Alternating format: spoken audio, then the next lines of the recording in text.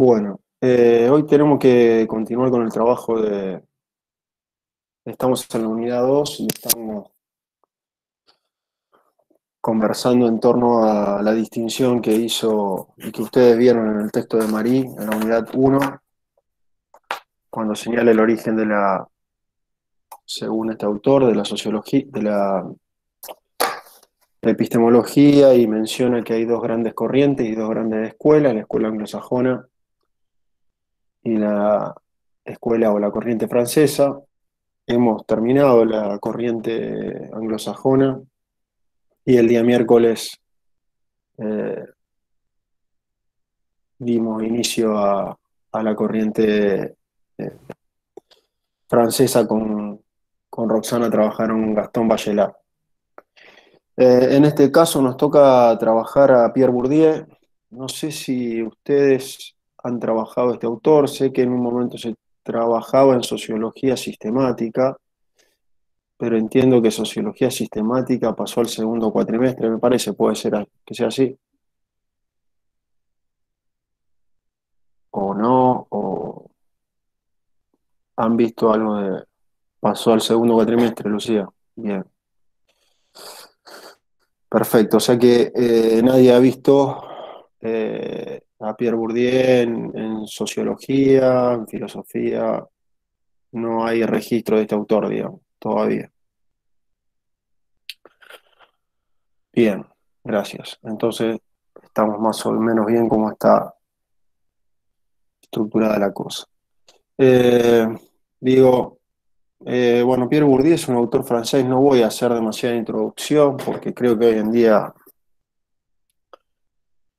tenemos la suerte de tener, o mala suerte de tener Wikipedia, o sea que todo el mundo puede ir a buscar la biografía de Pierre Bourdieu, solo señalar que es un autor que nace en 1930 y va a morir en el año 2002. ¿Sí? Eh, Voy a compartir un PowerPoint de manera de poder agilizar un poco las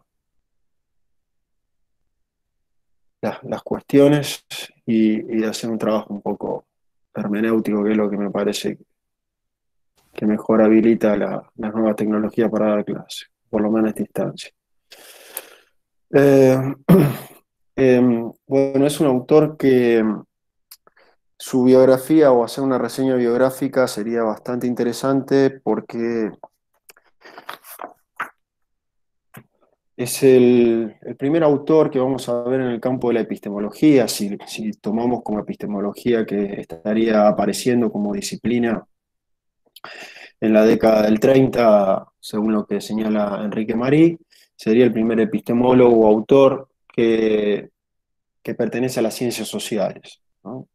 Específicamente. Hemos visto a Popper, hemos visto el positivismo lógico, hemos visto Kuhn, hemos visto Feyerabend y han visto últimamente a Bachelard. Son todos autores que vienen del campo de las ciencias naturales o de lo que se denomina las ciencias duras, fuertemente identificado con ese núcleo que inició la discusión, que es el positivismo lógico. Por eso es interesante eso que señalamos cuando hablamos de positivismo lógico, de que son autores que no vienen del campo de la filosofía, aunque tratan de fundar una filosofía científica, ¿no?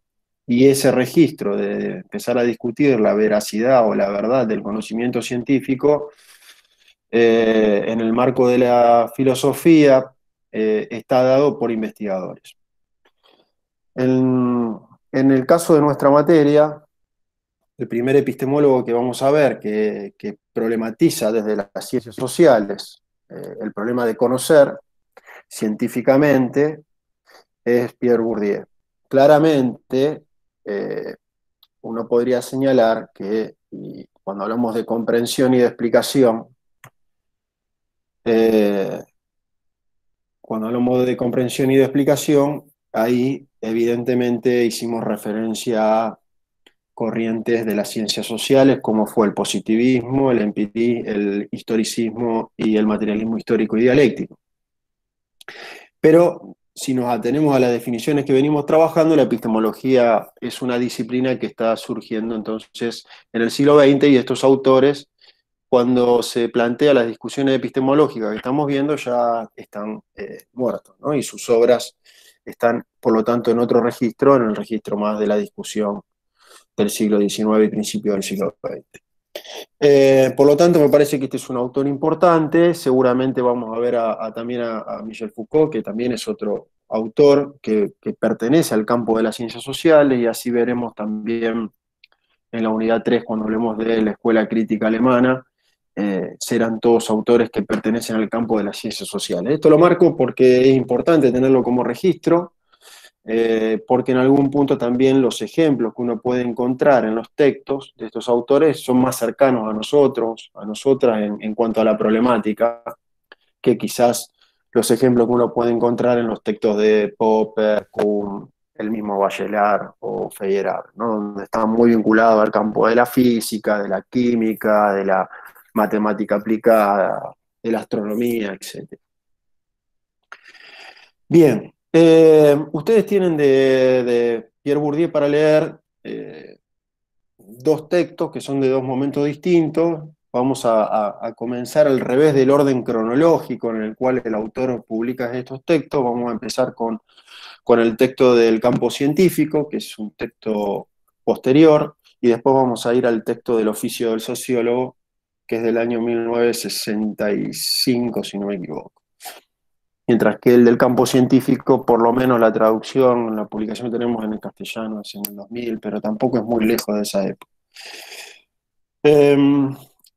¿Por qué hacemos esto? Bueno, porque al ser un autor de las ciencias sociales, él va a plantear que si queremos problematizar epistemológicamente el proceso de producir conocimiento en las ciencias sociales, tenemos que partir de algo que tiene que ver con la noción de campo, ¿no? De campo social.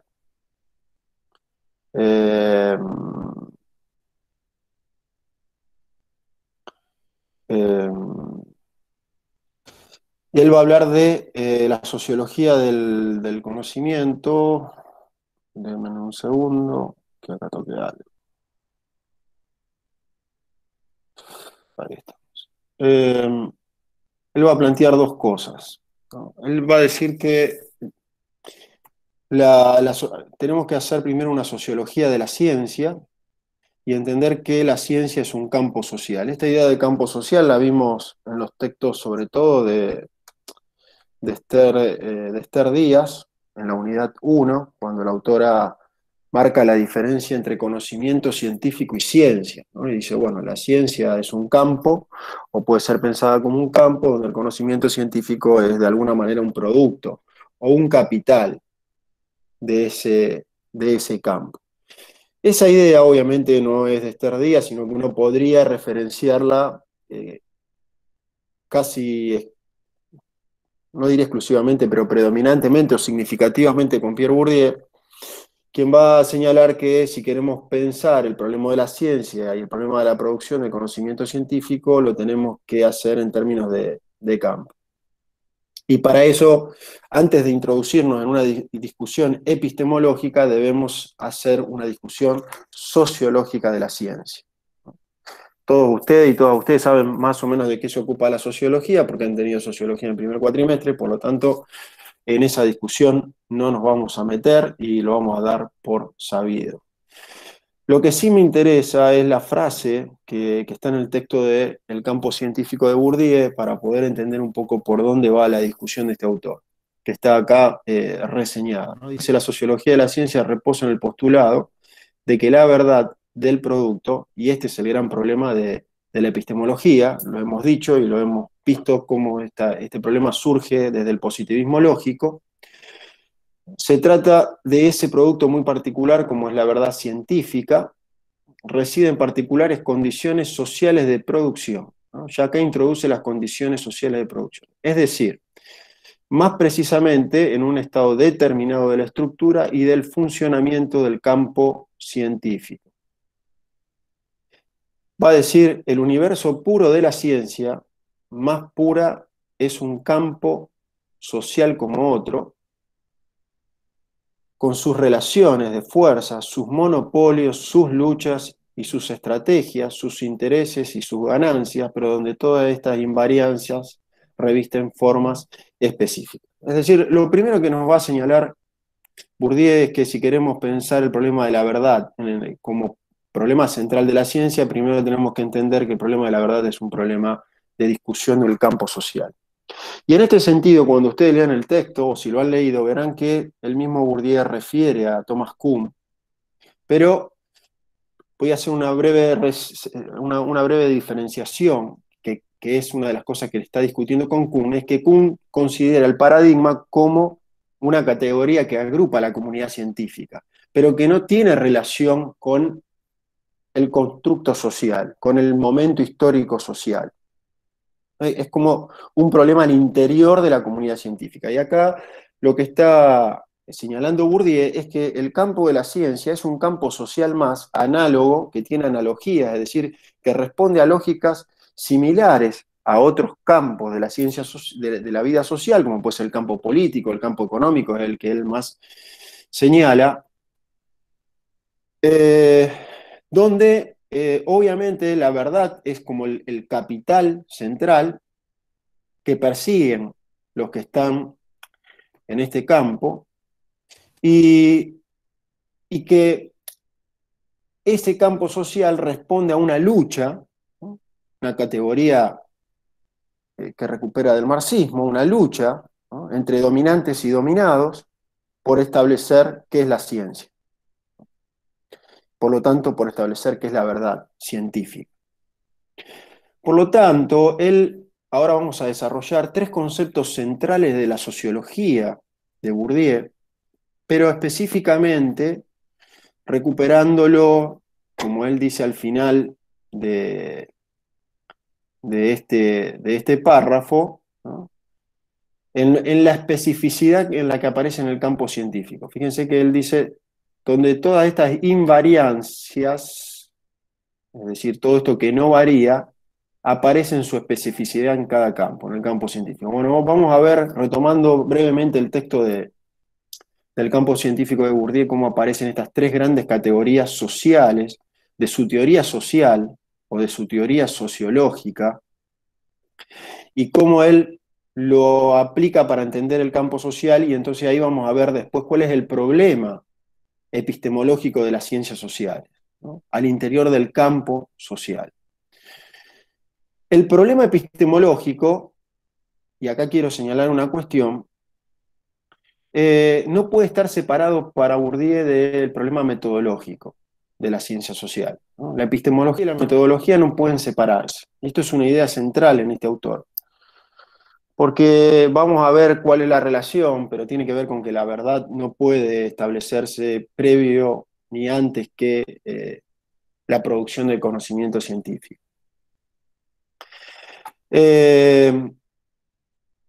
Puse una frase que de alguna manera sintetiza esta idea del autor. Dice: quienes disertan sobre el arte de ser sociólogo o el modo científico de hacer ciencia sociológica, si bien acá quiero hacer una aclaración, si bien él se define como sociólogo, y obviamente el texto del oficio de sociólogo es una propuesta, como dice él, epistemológica, predominantemente para la sociología, podemos tomar, o es considerado un autor que funda una discusión interesante al interior del campo de las ciencias sociales, en general, ¿sí? Aunque cuando ustedes lean el texto constantemente, va a hablar de la sociología, ¿no?, como su gran problema de discusión epistemológica.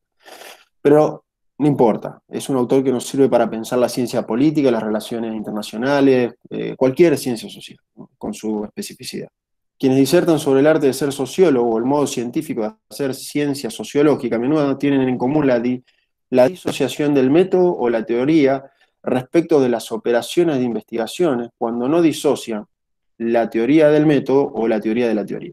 Fíjense que acá el autor lo que nos está señalando es que no podemos discutir el problema del método distinto de la concepción, ¿sí?, del objeto de estudio, que es el gran problema de las ciencias sociales, ¿no? Y no podemos reducir el problema de la discusión epistemológica a una discusión metodológica. En este sentido, Fíjense que el autor está discutiendo, por ejemplo, con el positivismo lógico, con Popper, autores que sostienen que la discusión epistemológica es una discusión por el método. Bien. Mm, a ver,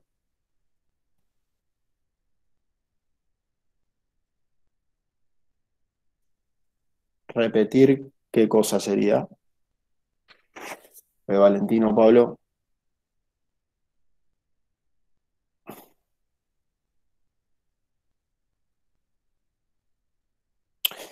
Bueno, que lo que va a señalar Bourdieu es que no podemos discutir epistemológicamente no podemos discutir epistemológicamente el problema de la verdad eh, reducida, eh, no podemos discutir el problema del método como propone Popper o proponía el positivismo lógico, separado de una discusión de fondo más profunda en las ciencias sociales, que es qué tipo de objeto de estudio tenemos en las ciencias sociales. Es decir, en algún punto lo que está planteando Weber, perdón, Bourdieu es recuperar esa discusión positivismo, historicismo, de que las ciencias sociales tenemos un objeto específico, distinto de las ciencias naturales, ¿no? Esta es un poco entonces, sí, primero tenemos que sentar las bases o entender la singularidad de nuestro objeto de estudio, y esa singularidad de nuestro objeto de estudio implica que nuestro objeto de estudio es un objeto creado.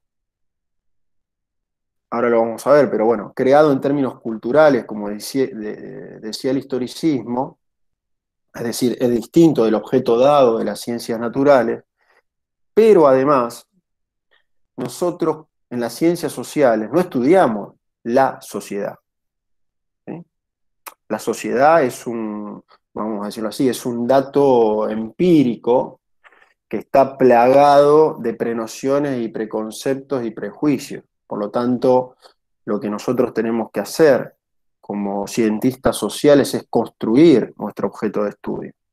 O sea que eh, lo que él está planteando es que tenemos que incorporar como método o como metodología, no como método, porque es más profunda la discusión. Ahora vamos a ver, no me quiero adelantar, pero la discusión es que como metodología en las ciencias sociales tenemos que aplicar la ruptura, que tenemos que estar permanentemente rompiendo con las prenociones y prejuicios que nosotros tenemos sobre la realidad. Por eso cuando te dicen, bueno, ¿y vos qué estudias en las ciencias sociales? ¿La realidad social? No, yo no estudio la realidad social, ¿no?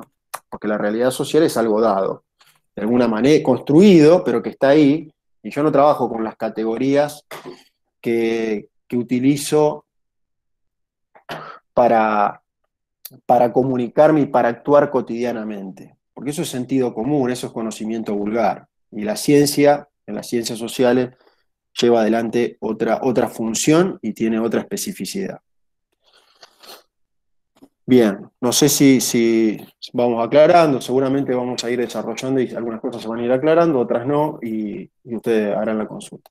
Hay un concepto en Bourdieu, teórico, de la teoría social de Bourdieu, ¿no? Como él es un sociólogo, lo mismo nos pasó, bueno, cuando dimos Weber, o cuando dimos Durkheim, o cuando vemos a Marx. A veces los estudiantes dicen, bueno, pero estamos dando el mismo autor en distintas materias. Sí, estamos dando al mismo autor en distintas materias porque son autores de una complejidad, de una profundidad, de una diversidad de problemas que abordan, que los podemos recuperar en distintas materias, ¿no? Bourdieu es un autor de estos que tiene que ver con poder discutir lo epistemológico, pero claramente cuando discutimos lo epistemológico de estos mismos autores, al tener una construcción social, ¿no? Y al señalar que la idea de verdad responde a una construcción social, lo incorporan para su análisis de los procesos de producción de conocimiento científico, en este caso en la ciencia social. ¿Qué es un campo para Bourdieu y qué es el campo científico en particular, ¿no? Un campo social? dentro de lo que sería el universo social o el cosmos social, dice él. Después lo verán en sociología sistemática, no nos vamos a adentrar tanto en esto. Pero dice, bueno, el campo científico como sistema de relaciones objetivas entre posiciones adquiridas, ¿no? Eso es un campo. Es un sistema de relaciones objetivas, es decir, que donde las personas, instituciones o agentes ocupan un lugar, ¿no? Esas relaciones objetivas son el resultado de luchas anteriores. Es el lugar, es decir, el espacio de juego, de una lucha competitiva que tiene por desafío específico el monopolio de la autoridad científica, inseparablemente definida como capacidad técnica y como poder social, o, si se prefiere, el monopolio de la competencia científica que es socialmente reconocida a un agente determinado, entendida en el sentido de capacidad de hablar e intervenir legítimamente, es decir, de manera autorizada y con autoridad, en materia de ciencia. Entonces, ¿qué es el campo científico? Bueno, el campo científico es un conjunto de relaciones objetivas donde están ubicadas instituciones, agentes individuales o agentes que responden a esas instituciones. También uno podría poner ahí editoriales, agrupaciones, asociaciones de profesionales, etcétera, que establecen y definen y compiten por definir qué es la ciencia, es decir, compiten por el capital del campo científico que es la autoridad científica. Quien tiene la autoridad científica es quien define lo que es verdadero en ciencias sociales. No solamente en ciencias sociales, sino en todas las ciencias. Lo interesante de esto es entender que la ciencia es un campo donde hay un conjunto de luchas de poder, donde hay dominantes y dominados, donde hay ganadores y vencidos, y eso establece lugares dentro del campo. Los dominantes son los que establecen las reglas, las técnicas, los métodos, las nociones de verdad, ¿no? ¿Qué es científico y qué no es científico?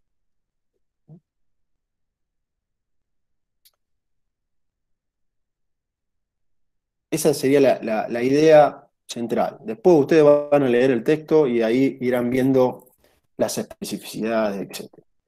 Ahora, cada campo social, y el campo científico es un campo social, tiene su propio capital, ¿no? Es decir, hay algo que se acumula producto de esas luchas. Y el capital del campo científico, Bourdieu lo define como la autoridad científica.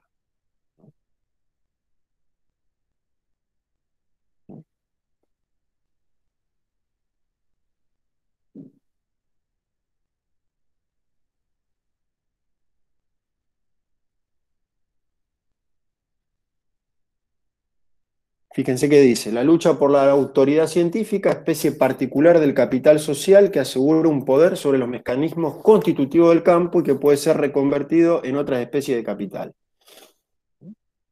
Debe lo esencial de sus características al hecho de que los productores tienden cuanto más autónomos del campo, a no tener otros clientes posibles que sus competidores.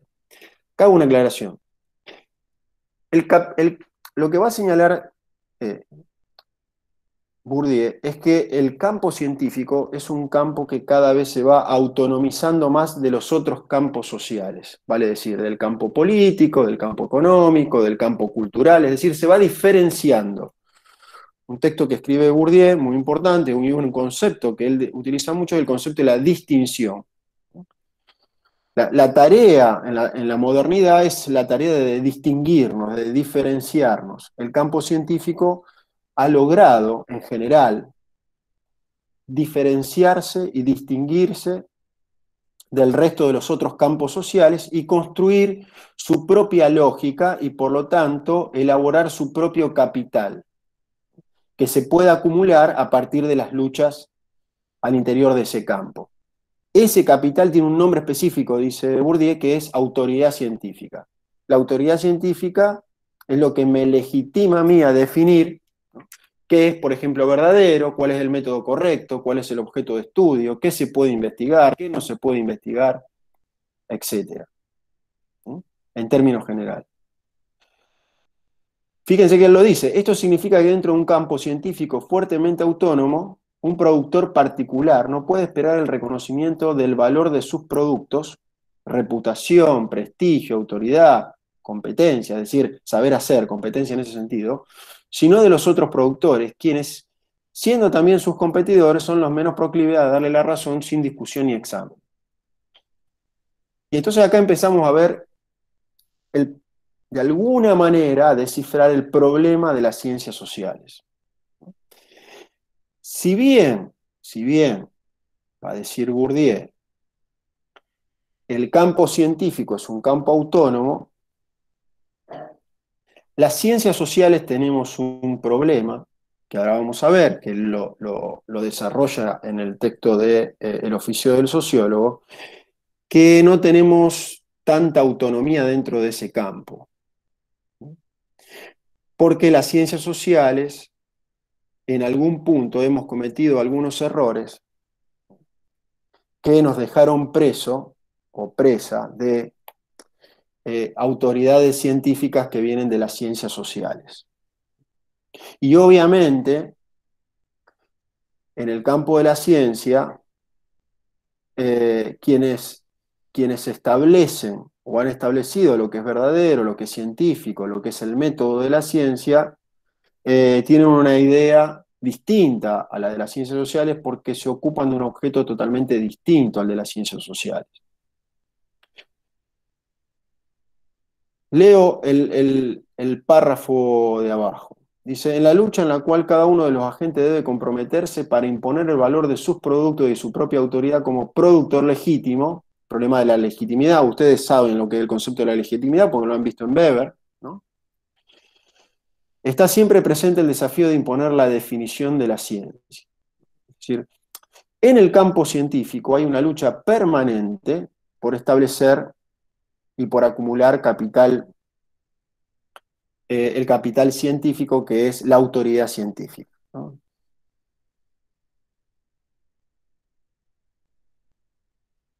El capital, ¿qué sería el capital científico? El capital científico ahora lo vamos a ver, pero la manera de... La autoridad científica tiene que ver en la ciencia, nos adelantamos un poquito, pero en la ciencia tiene que ver con la objetividad, ¿no? La pretensión de objetividad. ¿Dónde se esconde la idea de autoridad científica? En la idea de objetividad. Es lo mismo que plantea de alguna manera Weber. Es decir, ¿cuándo una autoridad es legítima? Y cuando esa relación de poder se basa en la obediencia, pero de alguna manera lo que oculta, lo que está ocultando la legitimidad son las relaciones de poder, ¿no? Está ocultando la violencia que se ejerce en esa relación de poder. Y lo que está planteando Bourdieu con pensar a la ciencia como un campo social es poder entender que cuando se habla de lo verdadero, cuando se habla de la objetividad, no estamos más que hablando de construcciones históricas, de luchas anteriores, de disputas anteriores, donde se terminó imponiendo un grupo, un conjunto, frente a otro conjunto. Entonces, la autoridad científica se esconde detrás de la idea de objetividad. Y por lo tanto, a través de esa idea de objetividad se disimula la idea de poder y se disimula la idea de violencia. Y obviamente hay una disputa por acumular mayor cantidad de este capital. ¿Cómo se acumula este capital? Bueno, uno acumula ese capital, por ejemplo, cuando se termina la carrera de grado, entonces uno es licenciado y después dice, bueno, voy a hacer una maestría, y después otro dice, bueno, voy a hacer un doctorado. Eso es una acumulación de autoridad científica. La relación entre un docente universitario y un estudiante es una relación de poder legitimada. El docente es la autoridad científica que le dice al estudiante cómo interpretar los textos, cómo entender los textos y además lo evalúa. Y pareciese que la evaluación que hace el docente sobre el estudiante es una relación objetiva, ¿sí? Donde lo único que se está evaluando es determinado tipo de conocimiento. Pero entonces uno se podría preguntar diría, por ejemplo, Bourdieu, perdón, ¿por qué se dan algunos autores y algunos temas y algunas teorías y no otras? Sería una pregunta válida. ¿Sí? Los contractualistas explican mejor la conformación del Estado moderno que la teoría de San Agustín y Santo Tomás. Uno podría decir, bueno, sí, por esto, por lo otro. Y alguien te podría decir, no, porque en realidad son los que ganaron. Alguien te podría decir, ¿quién explica mejor la teoría del Estado? ¿Marx o Weber? ¿Y por qué no damos a... Bueno, esas son discusiones que tienen que ver con la autoridad científica. Sí, una de las maneras, Pablo, de acumular autoridad científica, obviamente, es a través del sistema educativo. El autor Bourdieu lo dice y escribe varios libros sobre eso. Es una manera de acumular autoridad científica. Otra manera de acumular autoridad científica es publicando en revistas, es consiguiendo financiación del Estado. Hay múltiples maneras de acumular autoridad científica. Cuando ustedes van a un congreso sobre, no sé, por ejemplo, en la facultad, el congreso sobre democracia, y te dicen, abre el congreso tal persona, estamos poniendo a esa persona en un lugar determinado dentro del campo científico de las ciencias sociales y se supone que por abrir el congreso es una persona que tiene mayor autoridad científica que alguien que está en un panel escondido el viernes a las 8 de la noche el último día, digamos, ¿no? Esas cuestiones que parecen menores también implican la disposición en otros campos sociales. Por eso él dice, el capital, el capital que se produce en la ciencia también es fungible para otros campos sociales y viceversa. Y viceversa, porque uno podría decir, bueno, las empresas multinacionales financian investigaciones de política o de economía que tiendan a explicar, vamos a decirlo de esta manera muy sencilla, sociedades del orden, ¿no? O sociedades ordenadas. O a analizar la anomia en el marco del capitalismo, pero nunca van a financiar, por ejemplo, estamos haciendo una hipótesis, una suposición, una hipótesis, nunca van a financiar una investigación que tenga que ver con transformar y salir del sistema capitalista. Entonces, ¿a quién van a elegir? Bueno, van a elegir a tal persona o a tal institución de renombre internacional, pero cuando uno mira quién o qué hace, se da cuenta que tiene su autoridad científica está sustentada o está financiada por determinado tipo de actores que están en el campo económico, que son los vencedores en el campo económico. Esta es un poco la idea de Bourdieu. Obviamente estamos haciendo algo muy breve con respecto a la teoría sociológica de Bourdieu, porque no es la idea explicar en profundidad su propuesta, sino solamente entender cuál es su postura y cómo incorpora la dimensión social. Distinto de Kuhn, repito. Kuhn dice, el paradigma implica la comunidad científica, y acá Bourdieu expande el problema. Y dice, bueno, el campo de la ciencia es un campo en un universo social mucho más amplio, donde están todos interrelacionados, si bien todos buscan ser autónomos de los demás campos, no quiere decir que no estén interrelacionados entre sí. Obviamente que la teoría sociológica de Bourdieu es una teoría también política, posiblemente la puedan ver en teoría política, 3, no sé si lo dan o no. Bien. Y el último concepto central para poder entender un poco la propuesta epistemológica de Bourdieu es el concepto de hábitus. Serían como los tres grandes conceptos. El concepto de campo social, en este caso campo científico, como una expresión de los campos sociales. La idea del capital, la autoridad científica como el capital específico dentro del campo científico, y el hábitus científico como expresión específica del hábitus general. El hábitus tiene que ver con prácticas, vamos a decirlo, vamos a utilizar la palabra de Bourdieu, es aquello que está incorporado, ¿no?, en una persona. Es una predisposición. La frase esta que está en el texto del campo científico me parece que sintetiza bastante bien lo que es, ¿no? Dice, este orden no se reduce, el orden del campo, viene hablando el autor, ¿no?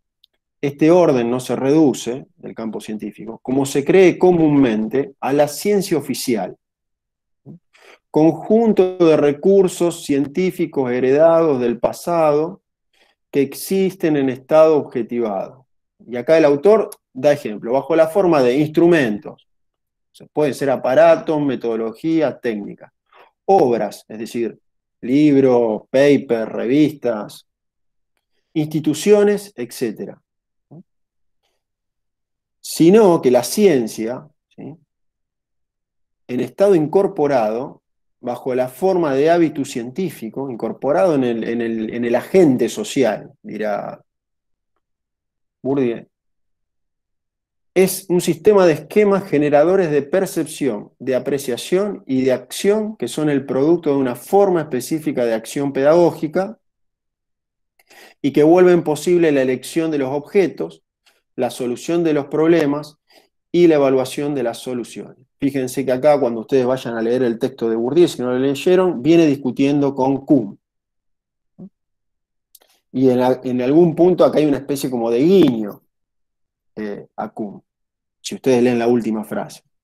Es un esquema, son esquemas que se nos incorporan a partir del campo científico, por qué institución transitamos, qué textos leímos, qué instrumentos aprendimos o utilizamos que nos condicionan a poder construir esquemas para mirar ese mundo o ese objeto de estudio que tenemos que aprender. Y lo que preguntaba, creo que Pablo, si no me equivoco el nombre del compañero,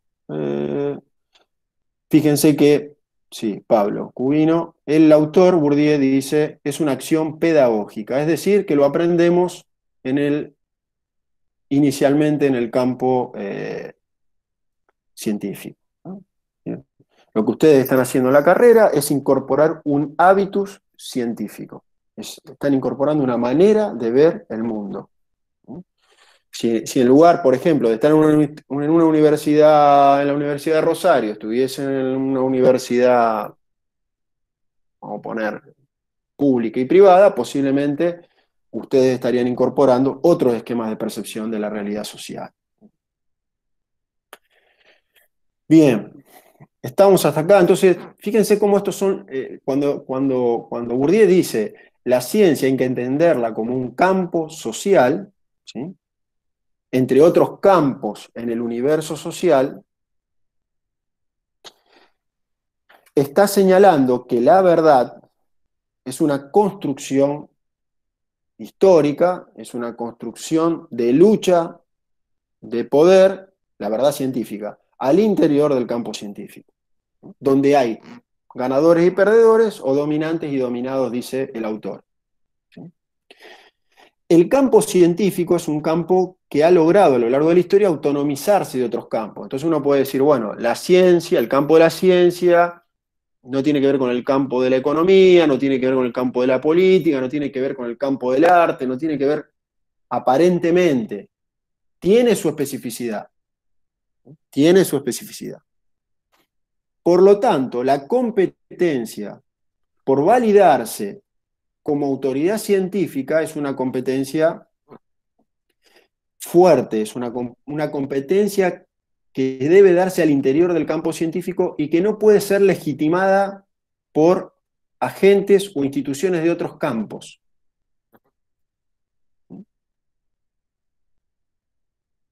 Entonces la cuestión sería, bueno, pero las ciencias sociales tenemos poca relevancia en la sociedad. Bueno, el problema, te diría Bourdieu, es que ustedes o nosotros, y ese es el gran desafío que tiene Bourdieu, no han dado una discusión epistemológica correcta y profunda al campo de la ciencia. Nadie les va a regalar, ¿no?, el lugar de autoridad científica en el campo científico a la ciencia social. ¿Por Profe, qué? Sí. disculpe, ahí en el chat un compañero había dicho que no entendía la diferenciación entre Bourdieu y Kuhn, y luego yo le pregunté si podía repetir lo que dijo sobre la concepción de la verdad en el campo científico según Bourdieu, si podía responderla. Sí, Bourdieu, Gracias. la diferencia entre uno y otro tiene que ver con que la teoría de Kuhn es una teoría que trata de explicar lo que pasa entre los científicos, y fíjense cuando él habla de paradigma, dice a veces una comunidad científica que tiene un paradigma no supera 25 personas, lo dice en la postdata. Y acá lo que está señalando Bourdieu es que el campo de la ciencia es un campo más dentro del universo social, es un espacio más dentro del universo social y que responde a las mismas lógicas de la sociedad y de cualquier campo social. Cuando ustedes lean el texto de Bourdieu, van a ver que Bourdieu se nutre, y él lo señala, de los tres grandes sociólogos clásicos, de Durkheim, de Weber y de Marx, principalmente, e incorpora categorías del autor, de estos tres autores. Entonces, cuando él habla de lucha, está hablando de lucha de enfrentamiento, de disputas de poder, y esas luchas quedan como solidificadas, objetivadas, dice él, al interior de los campos. Entonces hay instituciones que tienen mayor autoridad científica que otras. Hay carreras que tienen mayor autoridad científica que otras. Hay ciencias que tienen mayor autoridad científica que otras, y ese es el problema de las ciencias sociales. Tenemos menor autoridad científica que otras, que las ciencias naturales. Ese es el problema. Y las ciencias sociales no somos ciencias autónomas, y acá voy al texto del Oficio del Sociólogo, que él lo escribe en el año 1965, la primera edición, si no me equivoco, tengo acá, en el año 1973, ¿no? Publicado acá. Con otros autores, Chamboredón y Passerón, es decir, donde el problema es que las ciencias sociales no son ciencias autónomas, sino que son ciencias, él lo señala en otro texto, no importa, pero que son ciencias, él las denomina como heterónomas, es decir, sus principios y sus reglas de comportamiento y de funcionamiento, y por lo tanto, el hábitus que los investigadores de las ciencias sociales tienen no les son propios, sino que son tomados de las ciencias naturales. Esto es una discusión parecida a la discusión que hubo, que tuvieron los historicistas con los positivistas. ¿Eh? En algún punto tienen que ver con eso. ¿Cuáles son los problemas específicos de las ciencias sociales? Entonces, y acá ya vamos al texto del oficio del sociólogo, ¿no? Si este es el escenario, estamos en un campo científico, hay un capital en disputa, que es el capital de la autoridad científica, las ciencias sociales tienen menos autoridad científica que las ciencias naturales, ¿sí? El hábito de los investigadores sociales ha sido colonizado, ha sido educado principalmente por la autoridad científica de las ciencias naturales, no en los criterios de las ciencias naturales, en términos muy generales, y eso nos condujo o nos conduce a tener menos autonomía como productores y productoras del saber en las ciencias sociales. Esto tiene un problema, obviamente esto tiene un problema, es un problema político para Bourdieu también, ¿no? Porque explicar a las ciencias sociales de las ciencias naturales también tiene consecuencias políticas, ¿no? Esto tiene que ver con esas cuestiones. Entonces, ¿cuáles son los dos grandes problemas o las dos grandes condiciones, ¿no? El problema de la objetividad, ¿no? Que la verdad, cuando uno habla de la verdad en ciencia, fíjense que cuando Pardo define, el texto de Pardo o el texto de Esther Díaz define las características del conocimiento científico, no habla de verdad, habla de objetividad. ¿Sí? Hay toda una discusión ahí con respecto a ese concepto, no nos vamos a meter, pero bueno, la idea de la verdad científica está asociada a la idea de la objetividad. Y por eso las ciencias que pareciesen o gozasen de mayor objetividad son las ciencias más respetadas, ¿no? Porque ese es como el gran capital del campo de la ciencia, ser objetivo u objetiva. Bueno, ¿cuál es el problema que tienen las ciencias sociales? Primero que su objeto de estudio, ¿no? Su objeto de estudio está atravesado por la subjetividad. En esto hay una reminiscencia de lo que plantean los historicistas, ¿no? Es decir, nuestro objeto de estudio eh, primario, digamos, ¿no? Es la realidad social, pero la realidad social como construcción cultural, ¿no? Es decir, esta distinción que podemos hacer o que hacían los historicistas entre un objeto dado y un objeto creado. Es decir, las ciencias sociales se ocupan de un objeto creado por el ser humano, del cual somos parte, ¿sí? No nos es ajeno o externo.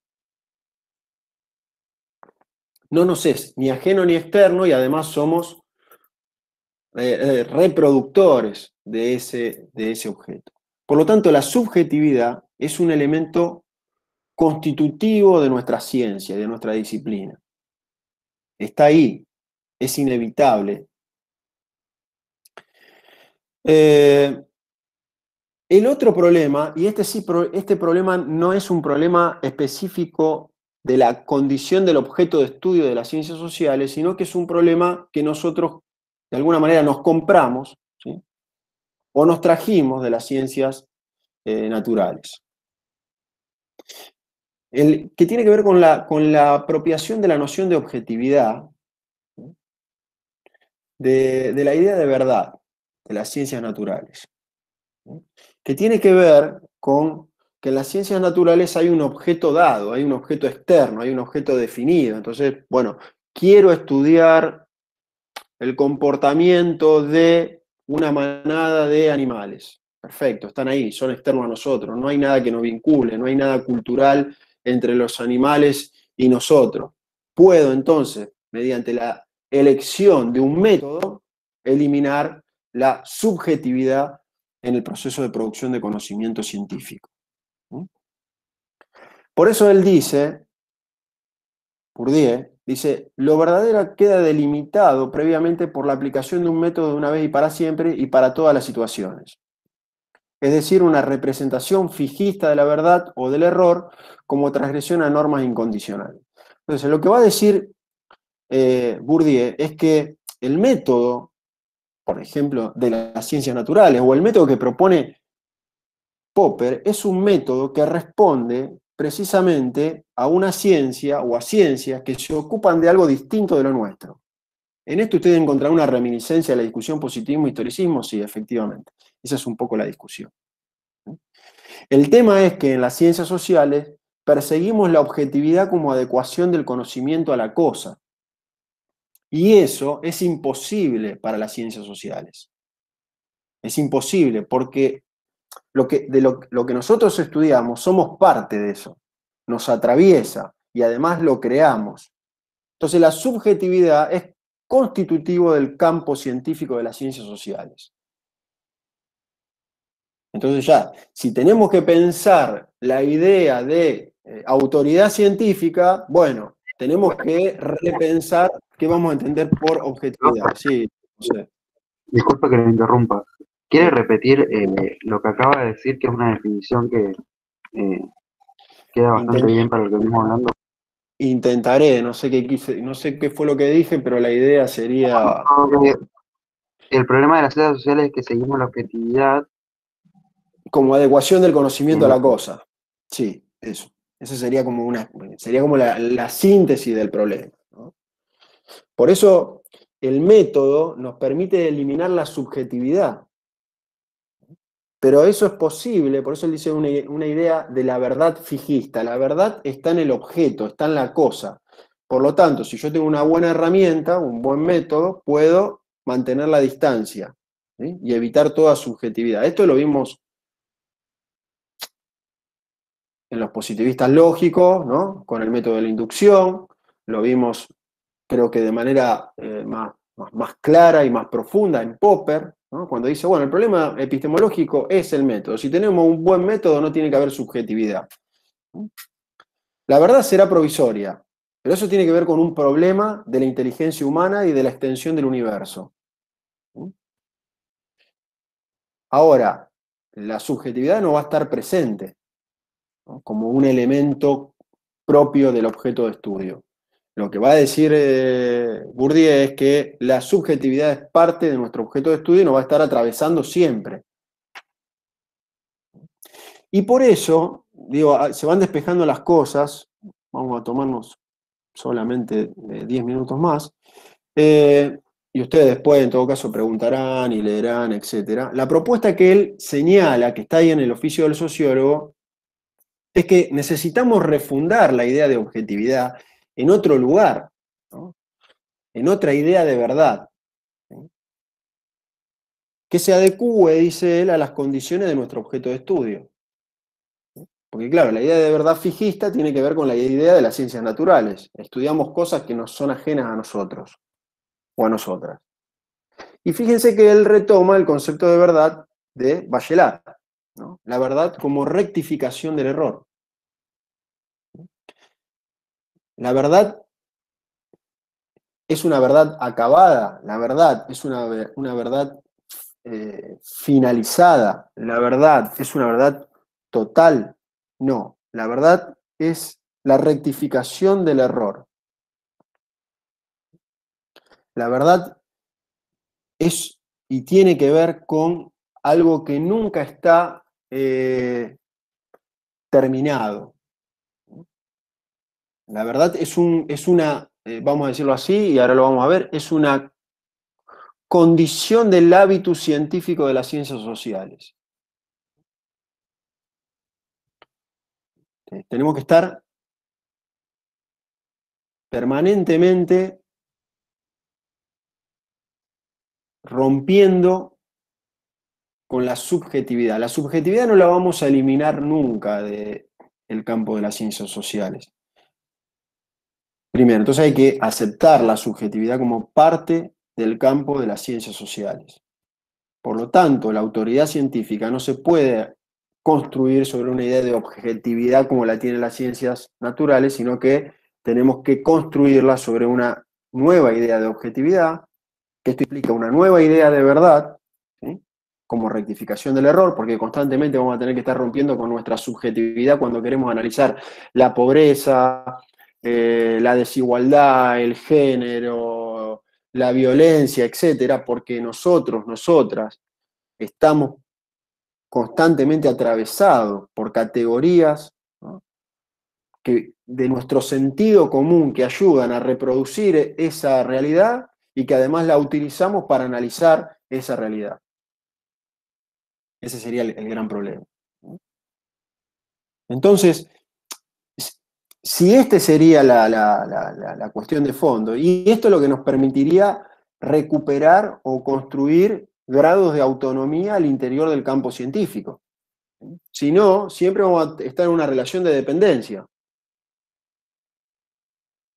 Pero el problema es que, o el problema, según él, tiene que ver con que nosotros nos apropiamos de una noción de verdad que no es propia de las ciencias sociales, al objeto de estudio de las ciencias sociales, sino que es propia del objeto de estudio de las ciencias naturales. No es que él valora la subjetividad. A ver, no es que él dice, uy, sí, tenemos que potenciar la subjetividad. No, lo que tenemos que hacer es reconocer la subjetividad como parte de nuestra tarea científica, que va a estar siempre presente. Por lo tanto, lo que tenemos que cambiar es lo que vamos a entender por verdad científica en el campo de las ciencias sociales, ¿no?, y transmitirlo y hacérselo entender y discutir en ese plano al interior del campo científico. Para dejar de ser ciencia heterónoma para pasar a ser ciencias autónomas. Bien, entonces, ¿cuál es la propuesta epistemológica y metodológica? Vieron que decíamos al principio que él no puede pensar en separar la discusión de la verdad de la metodología. Está todo atravesado, ¿no? No puedo pensar separado los problemas. Esto claramente tiene que ver con esto que hablábamos de que para él la ciencia es un campo social. Entonces, ¿cuáles son, cómo se va rectificando el error? Bueno, el error se va rectificando como lo plantea Bachelard, ¿no? A través de la ruptura, ¿no? La ruptura, ustedes tienen un capítulo para leer del oficio del sociólogo que es la ruptura. Ahora vamos a explicar brevemente eso, pero fíjense los registros que ustedes tienen que buscar en el primer capítulo del oficio del sociólogo. Primero tenemos que hacer una ruptura epistemológica en el hábito del investigador en ciencias sociales. ¿Sí? Es decir, como investigadores de las ciencias sociales, tenemos que romper con el hábitus predominante, que era el hábitus que nos viene dado de las ciencias naturales, esta idea de la objetividad como adecuación del conocimiento a la cosa, donde la verdad es una verdad que se puede lograr con la aplicación de un método de una vez y para siempre. Entonces, nosotros tenemos que hablar de un objeto construido o creado frente a la noción de un objeto dado. Ahora, ese objeto construido, que podríamos referirlo a esta idea más general de la ciencia, de la discusión entre el historicismo y el positivismo, ¿no? Es decir, nosotros trabajamos con la cultura, ¿no? o con procesos culturales, con procesos sociohistóricos, entonces eso es un objeto creado, donde queda involucrada nuestra subjetividad. Al momento de llevar adelante investigación científica, tenemos que hacer una ruptura epistemológica, metodológica, donde se aplica casi la idea de la rectificación del error permanente. ¿Sí? No es que uno supera el error de una vez y para siempre, porque eso nos deja atrapado en la idea de las ciencias naturales, en la idea del método único, del método que se aplica una vez, de lo que decía Durkheim, por ejemplo, ¿no? Descartando las prenociones, identifico el hecho social. O como diría Weber, eh, la subjetividad tiene cierto valor, pero en el momento que establezco el tipo ideal ya no hay más subjetividad, hay una racionalidad plena. Bueno, Bourdieu diría todo eso es una falacia. La subjetividad siempre está presente en todos los momentos y etapas de producción del conocimiento científico y siempre va a estar presente. Por lo tanto, constantemente tenemos que incorporar él lo dice, lo pongo más abajo, ¿no? Es una disposición mental, ¿no? A estar atento a corregir los errores que nos aparecen. Cuando decimos errores estamos hablando de prejuicios, prenociones, preconceptos, en eso no hay, bueno, condicionantes biográficos, etcétera, etcétera, etcétera. Parece que en eso no sé si hay que hacer tanta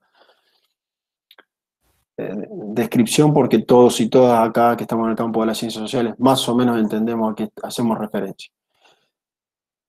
Fíjense esta idea del trabajo científico, es porque nada se opone más a la evidencia del sentido común, ese es el gran enemigo de las ciencias sociales, que la diferencia entre objeto real, preconstruido por la percepción, es esto de la realidad y la idea que nosotros tenemos, por ejemplo, de qué sería la pobreza, y el objeto científico. Es decir, hay que separar el objeto real preconstruido desde nuestras percepciones, de nuestro hábito general de vivir en una sociedad en un momento histórico determinado, del objeto científico.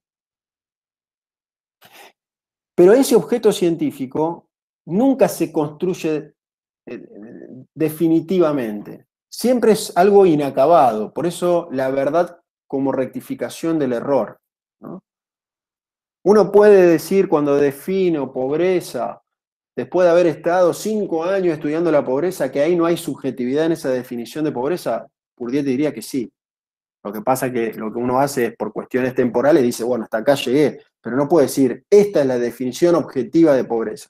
No, esa es la definición que logré construir como objeto científico de pobreza, que está atravesado todavía de subjetividad. Por eso, dice Bourdieu, tenemos que eliminar en las ciencias sociales el horror al error, el miedo al error, a la subjetividad, porque es una condición de las ciencias sociales por nuestro tipo de objeto de estudio. ¿Sí? No sé si acá más o menos se va entendiendo. Tiziana, no sé qué dije sobre la verdad. No sé.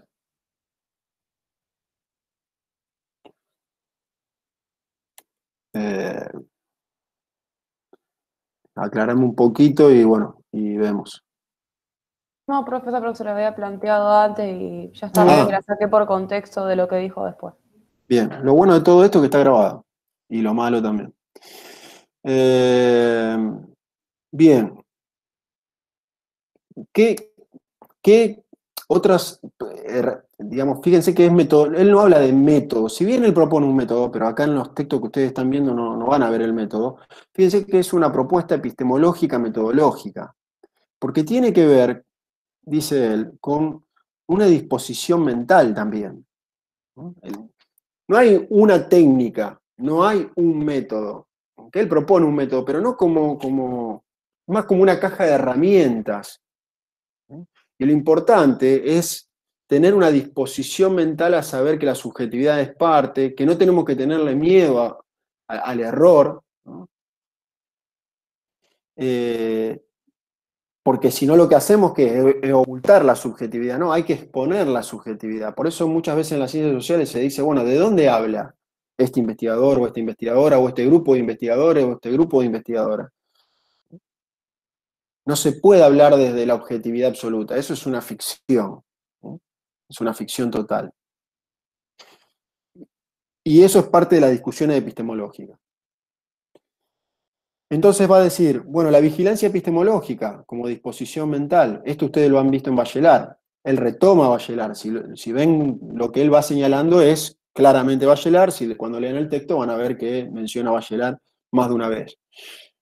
Entonces un psicoanálisis del espíritu científico propone, ¿no? Es decir, en esta disposición mental, ¿qué es esta disposición mental? En este nuevo hábitus científico de las ciencias sociales hay que incorporar este psicoanálisis del espíritu científico del que habla Bachelard, ¿no? Del plano inconsciente del investigador o de la investigación. Ojo que cuando hablamos del plano inconsciente del investigador, no se refiere solamente a la individualidad del investigador, sino que tiene que ver con eso, pero cuando uno lee a Bachelard, hay errores que son que trascienden al individuo. Por ejemplo, el lenguaje, ¿no? Ese es un problema. El lenguaje no es algo individual. Si bien obviamente uno puede hacer usos individuales de distintas categorías y conceptos, en general el lenguaje es algo socialmente construido y que nos sirve para relacionarnos socialmente.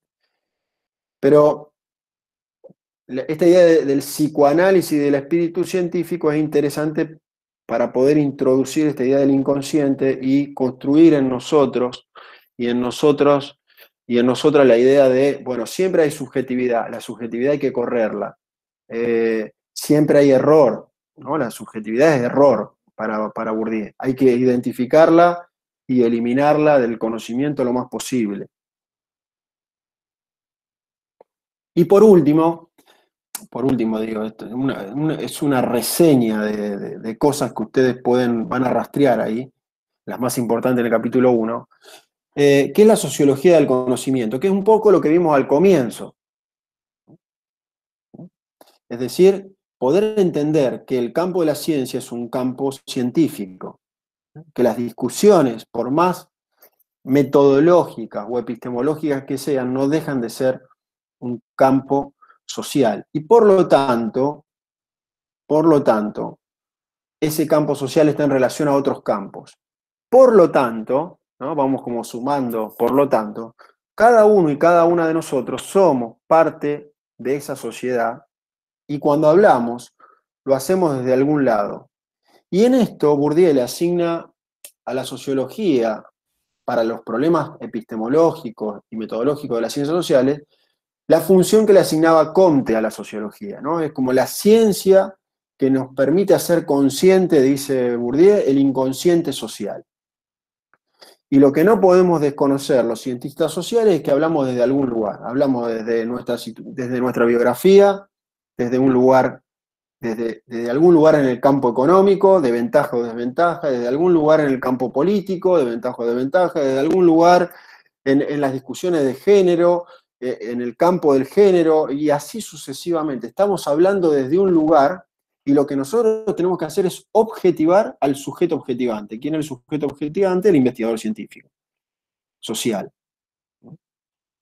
Entonces, nadie puede desconocer, nadie que quiera hacer ciencia puede desconocer de dónde viene. Cosa que generalmente en las ciencias sociales hacemos. Profe, una pregunta. Ahí en el Sí. PowerPoint, cuando dice sociología del conocimiento, dice el error propio a la, y ahí, Ah, sí, hay un error propio a la escritura. Hay un error. Es propio a las ciencias sociales, digamos, ¿no? gracias. Fíjense que creo que en esta frase el autor hace una buena síntesis, dice: un instrumento privilegiado de vigilancia epistemológica en la sociología del conocimiento, como medio para enriquecer y precisar el conocimiento del error y de las condiciones que lo hacen posible, y a veces inevitable. Fíjense que el error es inevitable, él esto lo asume, por eso hay que eliminar el horror al error. Al momento de investigar, después no vengan a decir: uy, me equivoqué, profe, apruébeme el parcial. No es equivocarse, es decir, Marx es un pro-capitalista. No es ese error, es el error en el momento de producir, en el momento de conocer. Porque para él, la ciencia no es reproducir conocimiento. Y con esto terminamos. Al interior de las ciencias sociales, que es el capítulo de las rupturas que ustedes tienen para ver, también tenemos que hacer un ejercicio. No las voy a desarrollar a todas porque creo que no voy a desarrollar ninguna, porque ya estamos nos pasamos unos minutos. Entonces, pero, ¿qué es lo que van a encontrar en el capítulo de ruptura? Son las rupturas que él ya dice, no es la ruptura que tenemos que hacer de nuestro hábitus, los que estamos en el campo de las ciencias sociales, con lo que nos fue impuesto en el campo científico, por esa idea predominante de las ciencias naturales, sino que también al interior del campo de las ciencias sociales tenemos, ¿no?, prenociones, preconceptos, prejuicios que son de índole científica, que responden a nuestro propio campo. Y entonces, bueno, solemos, por ejemplo, ubicarnos en el plano de la sociología espontánea y no de una sociología experimental. Entonces estamos más apegados a pensar cómo funciona el mundo que investigar cómo funciona el mundo. Él dice, bueno, el principio de la no conciencia. El sentido del voluntarismo de creer que los individuos somos totalmente libres y autónomos o autónomas, ¿no? Es decir, que no hay nada que nos condicione o que podemos hacer cualquier cosa en contra de esa condición. Pone un ejemplo interesante él ahí de que algunos quieren abstraer en una discusión entre un burgués y un proletario su estructura de clase. Entonces, lo que dice Bourdieu, eso es un acto de no conciencia. Creer que cuando discute un burgués y discute un proletario sobre cualquier tema, no está implícita esa relación del campo económico que es de dominante y dominado. Ese es el principio de no conciencia, con el cual hay que romper, ¿no? La verdad es una construcción histórica del campo científico, lo hemos visto, y obviamente hay construcciones de verdad al interior de cada campo específico. En el campo de las ciencias sociales también pasa. Piensen ustedes y analícenlo. Después del uso espontáneo del lenguaje, esto es muy común en las ciencias sociales porque es un problema de las ciencias sociales, ¿no? Nosotros nos ocupamos de algo de lo que participamos activamente, y obviamente el lenguaje es lo que nos permite participar en esto, que es la sociedad y la cultura.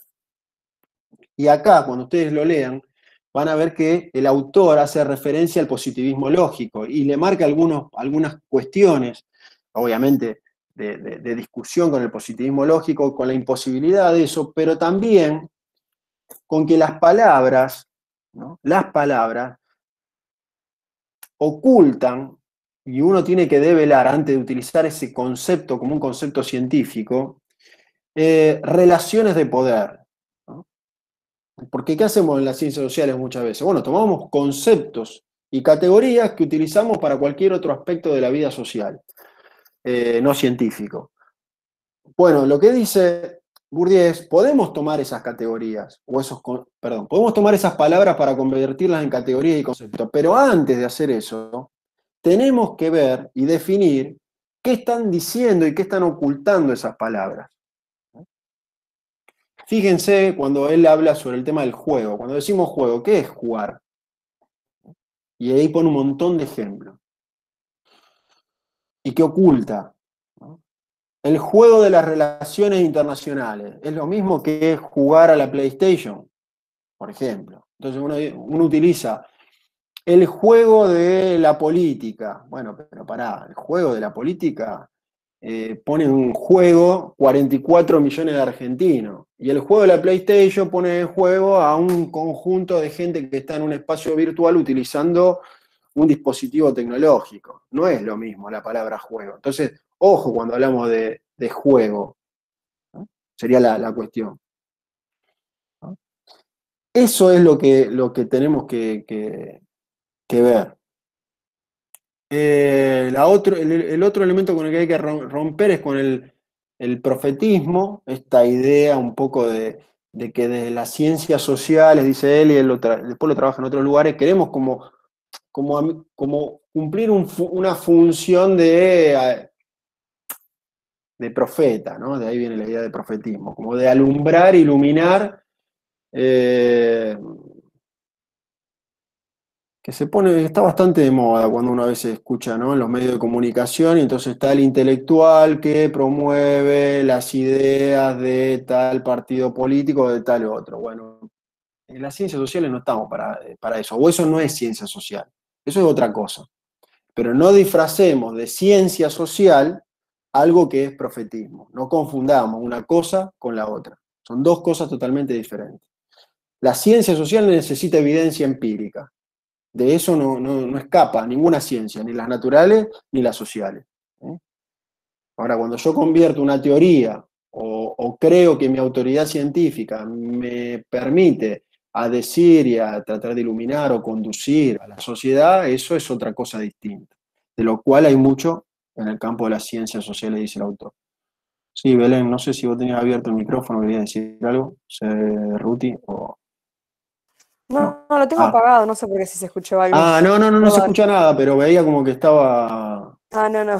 Perfecto. Terminamos. Tradicionalismo erudito, bueno, esta idea, dice él, ustedes lo van a leer, de esta pretensión, porque esto tiene que ver con que las ciencias sociales se pueden enseñar, pero en ciencias sociales hay que investigar. Si no, estamos haciendo filosofía, estamos haciendo otra cosa, ¿sí? En las ciencias sociales hay que investigar. No se, por eso él dice, no se puede separar la teoría del método. Fíjense en las frases que están antes.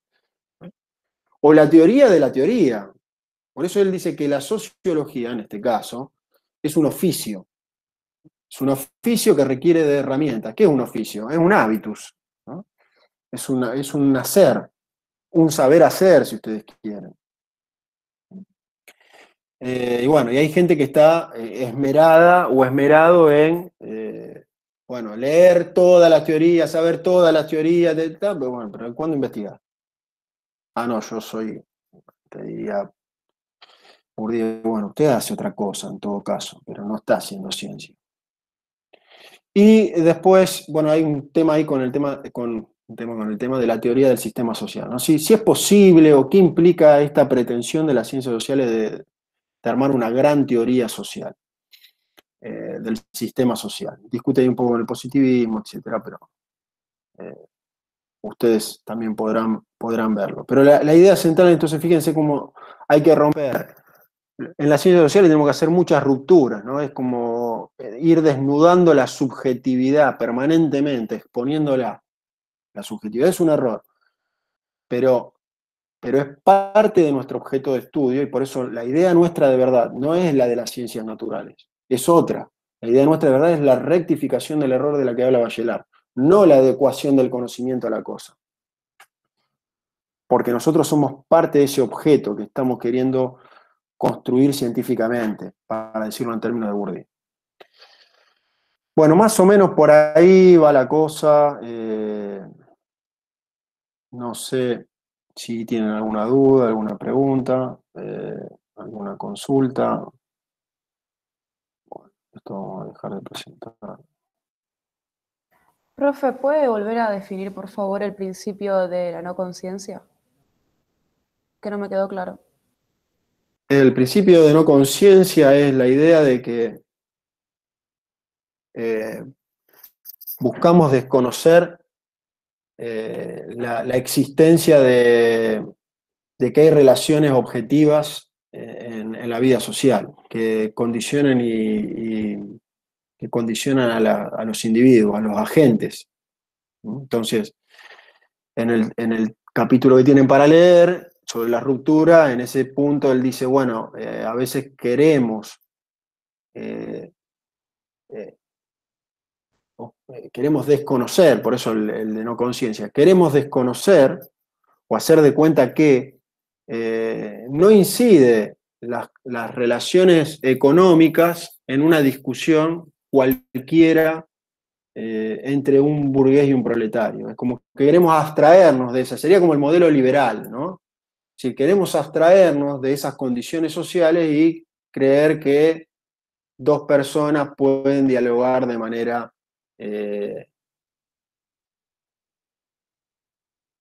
ahistórica, digamos, ¿no? Un poco esa sería la idea. Y eso es imposible. Es decir, cuando dos individuos dialogan desde un lugar, desde su lugar en el campo económico, digo, para tomar categorías de Bourdieu, desde su lugar del campo del género, del sexo, dice Bourdieu, desde su lugar en el campo político, desde su lugar en el campo cultural, desde su lugar en el campo simbólico. Esa es la complejidad. Es como suponer que acá se da una discusión libre y abierta sobre Bourdieu. No, es una ficción, porque ustedes son estudiantes y yo soy docente, y hay una relación de poder. Entonces, bueno, ustedes podrán decir u opinar hasta cierto punto lo que creen sobre Bourdieu o lo que entienden sobre Bourdieu, pero nadie puede desconocer que no es esto una charla entre amigos en un asado, o entre amigas en un asado, digamos, ¿no? Porque no es eso. Y aunque estuviésemos comiendo un asado, y no en esta instancia, seguiría existiendo esa diferencia. Por eso no podemos desconocer eso.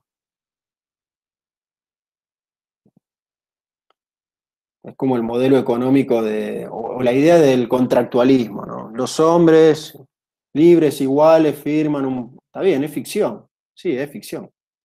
Precisamente es ficción. No se dio así, es ficción. Es un modelo. Profe, una pregunta. Entonces, en ese sentido, ¿podría decirse que jamás se podría alcanzar una verdad científica absoluta, por más que yo intente eliminar la subjetividad? No por varios motivos. Primero, por esto que vos decís, de que es parte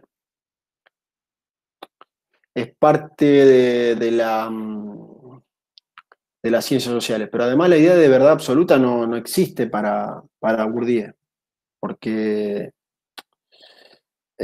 la verdad es una construcción histórica, Y una, perdón, y una verdad menos absoluta. objetiva, Sí, sí podría llegar no, a alcanzarse. tampoco. No, Tampoco. mm. No cometamos el error. Objetiva en los términos que lo plantea Bourdieu, es decir, como, la verdad como rectificación del error. Por eso vuelvo a lo mismo. Fíjense en el texto de Pardo, Pardo habla de la pretensión de objetividad, no habla de objetividad, pretensión de ser objetivo. Claro, Pardo es un autor que viene del campo de la filosofía y da clase en la carrera de ciencia política, creo que de la Universidad de San Martín. Eh, no, no sé si en el campo de, por ejemplo, en la Universidad de Ingeniería te van a decir la ciencia pretende ser objetiva. Porque cuando hablamos de objetividad estamos hablando de verdad. Es como, podemos decir, es una categoría epistemológica. Porque hablar de verdad algunas podrían decir que es una categoría filosófica. Y bueno, no, O sea, perdón, cuando habla de objetividad no lo plantea tanto del lado de la eliminación de toda subjetividad, sino de eliminación de los errores. sí, el error aparece por la subjetividad. Lo que quiero decir es que la objetividad no la define como adecuación del conocimiento a la cosa, porque esa cosa, como la definen las ciencias naturales, porque esa cosa existe distinta de el investigador. En el caso de las ciencias sociales, nosotros estudiamos algo de lo que somos parte, construimos, reproducimos, interactuamos, y por eso es tan difícil, dice él, producir conocimiento científico en las ciencias sociales, cosa que no pasa en las ciencias naturales, porque nosotros estamos metidos o metidas dentro de eso que estamos queriendo investigar. Por eso la idea de ruptura, nosotros tenemos que hacer muchas rupturas epistemológicas y metodológicas. Primero tenemos que romper con la idea de que lo que vemos no es lo dado, sino que es creado, que es lo cultural. Segundo, tenemos que romper con que lo que nosotros creamos como cultura, y por ejemplo, las palabras que utilizamos para nuestra vida cotidiana, no son parte del objeto científico. Tenemos que construir nuestro objeto científico. Esa construcción del objeto científico es una construcción permanente. Por ejemplo, quiero estudiar la pobreza. ¿Qué es ser pobre? ¿O cómo voy a definir pobreza? Entonces, voy a decir, bueno, para mí la pobreza es tal cosa. Y después voy al campo y veo, experimento y me doy cuenta que la definición que hice de pobreza es una definición desde mi historia de vida. Y digo, no, ¿cómo voy a definir pobreza de este modo? Y entonces, si yo estuviese 50 años estudiando la pobreza, estaría obligada a ir haciendo esta vigilancia epistemológica, este psicoanálisis de la ciencia, pero también esta sociología de la ciencia, porque no es lo mismo la pobreza para mí hace 20 años que hoy. Yo cambié. No solamente cambió la sociedad, también cambié yo, también cambió el campo científico donde estoy. Y todo eso incide en mi manera de construir conocimiento científico.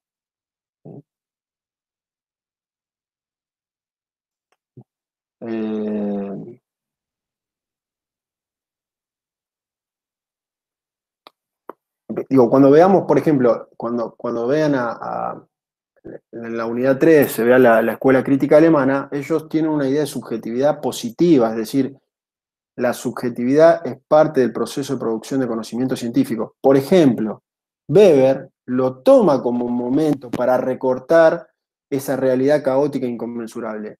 Bourdieu no. Bourdieu lo reconoce, está ahí, es parte de nuestro trabajo científico, pero está en el plano del error. ¿Sí? Está ahí, pero está en el plano del error. Y esa subjetividad no es una subjetividad solamente inconsciente, sino que es una subjetividad que también está asociada a lo social. Es decir, en qué sociedad vivo, en qué lugar ocupo dentro de esa sociedad, etc. Ese es el trabajo al que estamos sometidos los que hacemos ciencias sociales.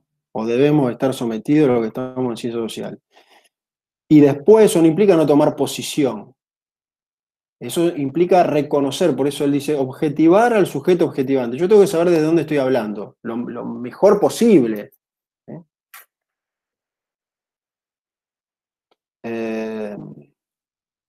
Y después puedo tomar posición política, pero son dos cosas distintas, la posición política o ideológica de la posición científica. Otra discusión en la cual no nos vamos a meter ahora porque no es parte de la materia.